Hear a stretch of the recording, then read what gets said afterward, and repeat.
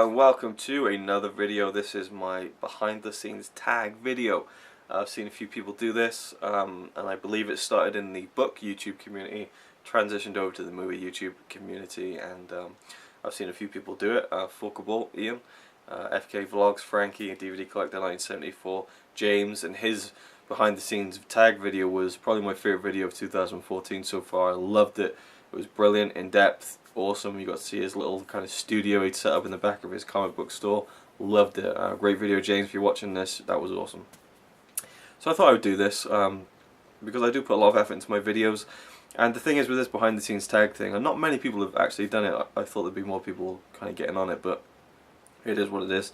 I'm not really that kind of interested in seeing other people do it because I want to know how they made their videos, because not to be big-headed or arrogant or blow my own trumpet or anything, but I've been making videos since I was 9 years old. I've been editing videos on VHS tapes, on discs, on Windows Movie Maker, on Sony Vegas. I've been editing for more of my life than I've not been editing and making videos.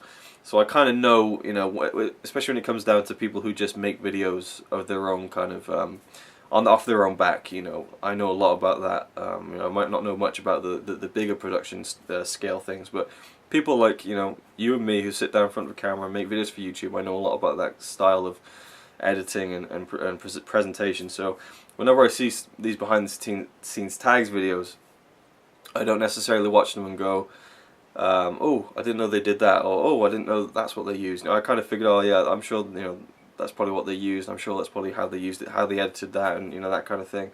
I'm sure that's the program they used. But it's the process that I'm interested in. It's the personalities that I'm interested in, and seeing their thoughts on why they do the things they do, why they use the tools that they use, and that to me is very interesting. So I thought I'd do this. I don't know if anyone else would be interested in seeing me do it, but we'll see right now as we start. There's 14 questions. The first one is, where do you find the inspiration for your videos? Anywhere and everywhere. A lot of times, and again, not to kind of blow my own trumpet, but a lot of times I kind of just, I don't want to say inspire myself, but I find my own ideas, just thinking about them and thinking, what could I do, what would be cool, and I come up with things. I usually take kind of, I don't take inspiration, but I kind of take bits of things that other people have done and kind of try and make it my own.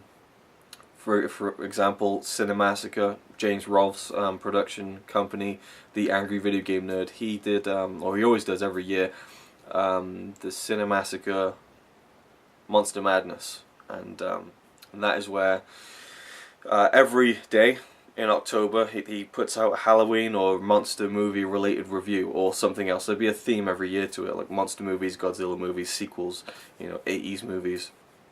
And every day he'll put out a dedicated video review of it, properly edited, a lot of great production value in it, and it's a big project for him every October. But he loves horror and Halloween so much that he does it.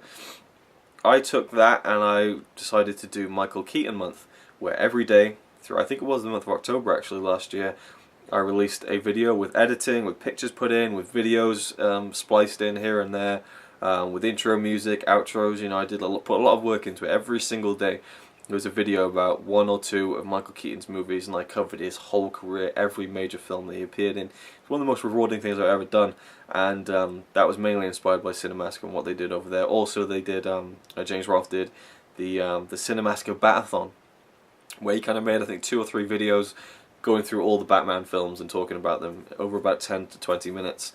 I took that one step further and did the RazorwireReviews Batathon, where every week on a Monday I released a 20 to 30 minute video talking about every Batman film, and I literally went through everything, through all the 90s movies. I did the 60s movie, I did the serials from the 1940s, I did all the animated movies up until that point, I did all the Nolan films, and it all culminated in the release of Dark Knight Rises. So that was a huge series for me. Really enjoyed that one as well, and again I was mostly inspired from Cinemassacre. That's really where I kind of get inspired most, is from James Rolfe. I really love him, and but anywhere and anywhere, I see other people make YouTube videos, I think that's cool, I want to do this. Case in point, this behind the scenes tag video. I saw Frankie do this, I thought this would be a great idea for me to do, and then I saw Ian do it, and James do it and stuff. So yeah, I kind of just, anywhere and everywhere I can find an idea for a video I'll do, but generally I'll just come up with what I want to do, and I'll name it as such, and that's the way it goes really. But happy to take inspiration from anywhere. Number 2, do you have a Word document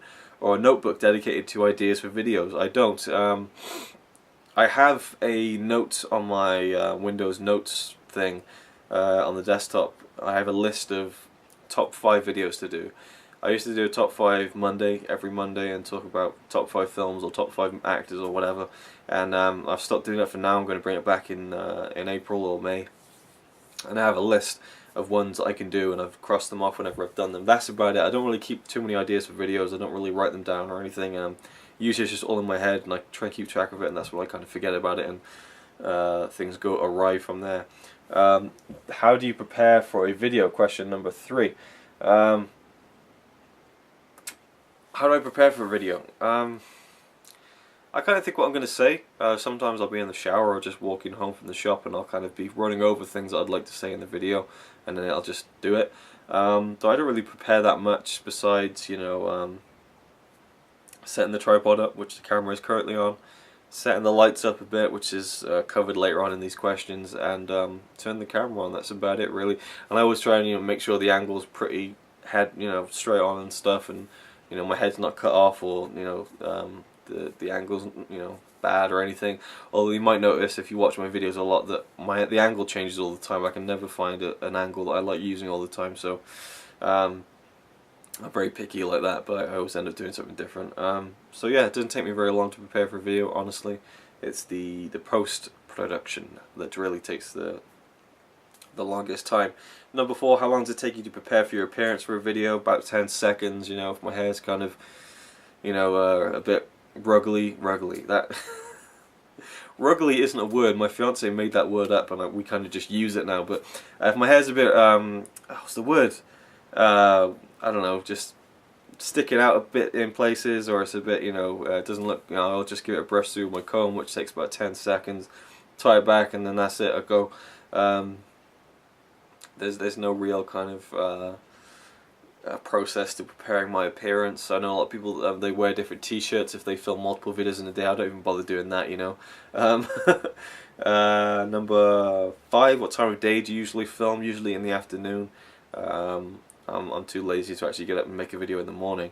And I can't make, well, I can make them in the night, but I prefer not to. I prefer to make a video when Connie's not here, when she's in work, just because whenever I make a video and she is here, inevitably she'll chime in with something, and that's fine and it's fun and everything, but it always makes the video so much longer. I'll be talking about something and then she'll say something and I'll be like, what? And then she'll say something and we'll have a conversation and we'll start laughing about something, and then like I can't be bothered to edit it out, so it just makes a video that could be 5 minutes like 15 minutes long. So generally I like to just film them around the afternoon between, I don't know, 4 PM, 6 PM, something like that. 7, natural lighting or studio lighting. I prefer to use natural lighting, but I just can't. It's been a real dull winter. I mean, there's been very little sunlight, and so the one main window we have in this room just it just doesn't bring in enough natural light for me to kind of be sufficient most of the time. Sometimes I do it. Sometimes I'll film in the early afternoon and I'll keep the curtains open and just use natural lighting, which is much preferable. But most of the time I have to use not studio lighting, but the lights that we have in here, which are kind of, we have 4 of them on a, you can twist them and stuff, and they're kind of spotlights almost, but so I can turn them to kind of light things a bit better, but again, it's not perfect. And as far as studio lighting, getting actual lights in, I've never done that. I just, for me, as far as YouTube goes, it's not ever going to be that professional, you know, especially with me talking about bollocks, you know, so why use these big studio lights, and they're hotter than a motherfucker as well, so there's no way I'm going to splurge on like a few studio lights to use for my YouTube videos unless I want to take it to a professional level, which I don't really. It's not really something I'm interested in doing. I know a lot of people do it, and that's cool, that's fine. James, I guess, doesn't really use proper studio lights, but he uses kind of spotlights and stuff to fully light himself with the green screen stuff he does, which is cool. And I do appreciate whenever he puts effort into those kind of videos, which is most of his videos actually, which is crazy. He puts a lot of effort into his stuff. You should go check him out if you haven't already, by the way. DVD Collector 1974 on YouTube. So yeah, I mean, I might, you know, in the future use them for something, but you know, for me, just using the lights we got here is fine. What type of camera do you film with? It is a Canon camcorder HD. It can film up to 1080p, but I only film in 720p. I don't feel like it's worth filming in 1080 for YouTube. And I don't know the model number. I think it's a kind of HG Legri or something like that. It's a good one. It's not brilliant, but it was miles ahead of my last camera. I've had many cameras in the past, and it's got the flip screen and stuff, so I can see myself. So that's cool. I really like this camera. I've had it for a couple of years now. Occasionally I'll film with my phone. If it's a quick video, I'll just get my phone out and just film with that. But it's always using my camcorder. Do you ever script your videos or go off an outline? No, never. Well, not never. I think 2 or 3 videos I've written half of a kind of script thing for, just to put a bit of importance onto it. My LucasArts Memories video, which is one of my favourite videos that I've made. The LucasArts Memories video was scripted to a degree, not fully, but the voiceover section was. Parts of our troll review was scripted, but again, only parts, and that's about it really. Outlines, don't really use them either, which is why most of my videos are an absolute complete clusterfuck.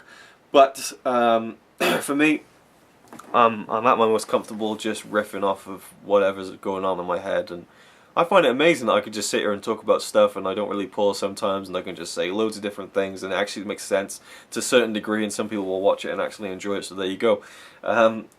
Yeah, for me, it's all on the fly. It really is, from the opening to the ending. I don't really think about it too much, and I guess I kind of gained experience when I was wrestling and kind of doing promos and stuff. I was never great at them, but it gave me a lot more confidence and better ability to kind of think on my feet when I'm talking about stuff. I always mess up. I always kind of get on a good roll with what I'm saying, and then really what will happen is I kind of think of a word that I want to use, and it just kind of blanks and my brain shuts down, and I'm like, yeah, so it's really like this kind of how would you, not sure how you put it, that, well, anyway, that happens a lot. I have these brain farts all the time, and but I'll leave them in because that's the way we are, so, why change that? I'm not going to edit it out, or, if I sneeze or cough or kind of, need to kind of leave, go, I don't know, shoot the cat away or something, then I'll edit that out. But generally I don't, try and hide all the imperfections of life,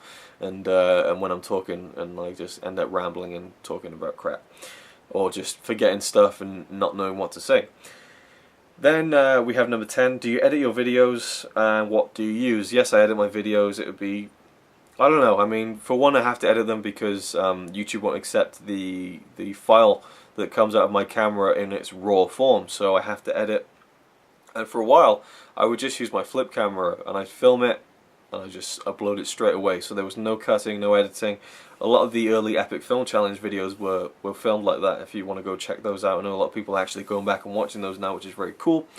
But for me now, I always need to edit, and that's why I've decided to have an intro, to have an outro, and to sometimes use titles and sometimes edit and put in pictures and stuff like that. And I really enjoy doing that, but it is quite time consuming, so I don't do it with every video like this one.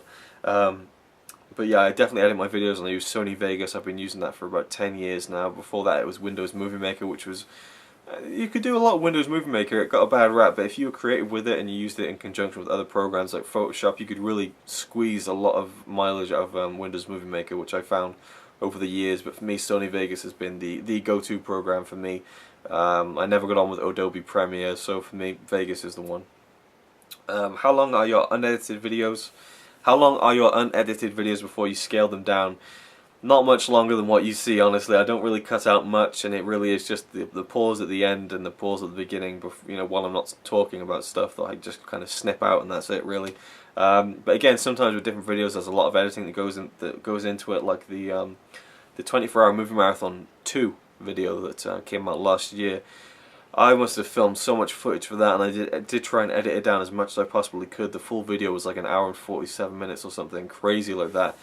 In that case, there was probably like 3 hours of footage, but usually just general videos like this, I don't really cut out that much, and I don't edit out the pauses of my speech and make it sound like I'm not drawing a single breath like some people do. How many times do you try and film per week? It can go from 1 time a week to 3 times a week. Sometimes I can go mental and maybe film like 7-8 videos a week, and It varies all the time, but generally every week I'm filming something. 13, how often do you pre-film videos? Hardly ever, but in certain cases I've had to, particularly my 30 Days of Mania series. I've pre-filmed about 26 videos for that so far, and a lot of them are going up now every day, but generally I don't really pre-film them that much. I like to just film a video, edit it and upload it in the same day and just get it out there and done with. And that brings us to the 14th and final question. How long will a typical video take from setting up the equipment to uploading? From setting up the equipment, i.e. the camera, and to the point where I start uploading the video, I would say it can take anywhere from 5 to 10 hours generally. It depends how long the video is, because my laptop takes a while to render stuff. But usually, setting up and filming, that can take about 10 minutes. Setting up takes nothing. Then I film the video. Then I load it into the computer, edit it. That can take anywhere from 10 minutes to an hour. An hour. And then the rendering process can take anywhere from 2 to 3, sometimes even 6-7 hours, depending on how long the video is, if it's 10 minutes or 20 minutes or 30 minutes or whatever. And then, yeah, so that's it really. I mean, generally it doesn't take me too long, and I can get a standard video done in about a day, or within the day that I'm making it. But there are some exceptions. Again, with YouTube it's different, but I made this this music video called 2013 in Cinema. It's a compilation of clips from all the movies of 2013 that I loved, and it took me about 2 months to make, and I think I estimated that it took me about 60 to 70 hours to edit that.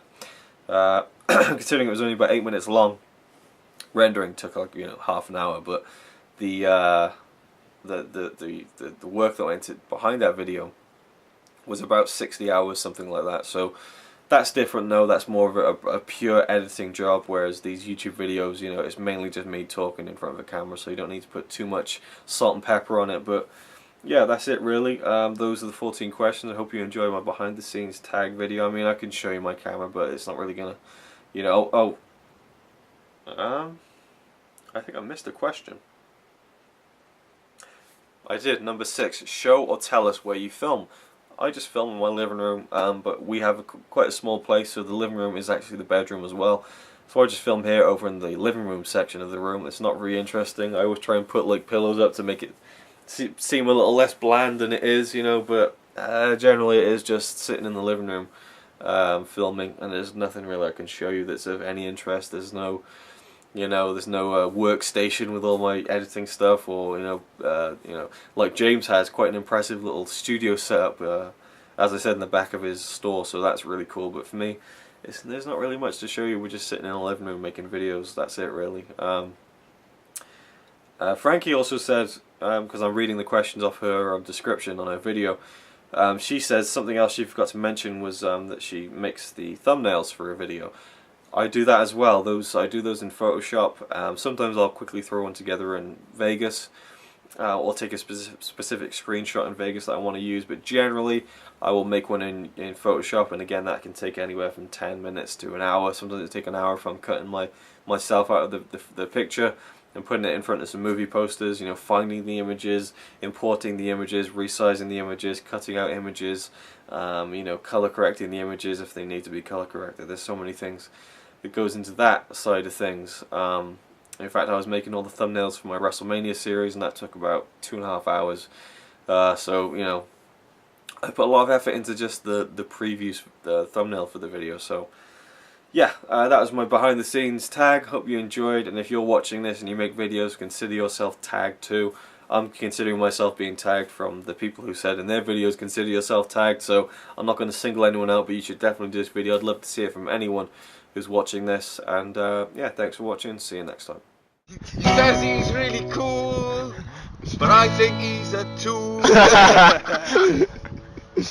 Even though I'm sure he's a quite nice guy, really. He's a quite nice guy, really.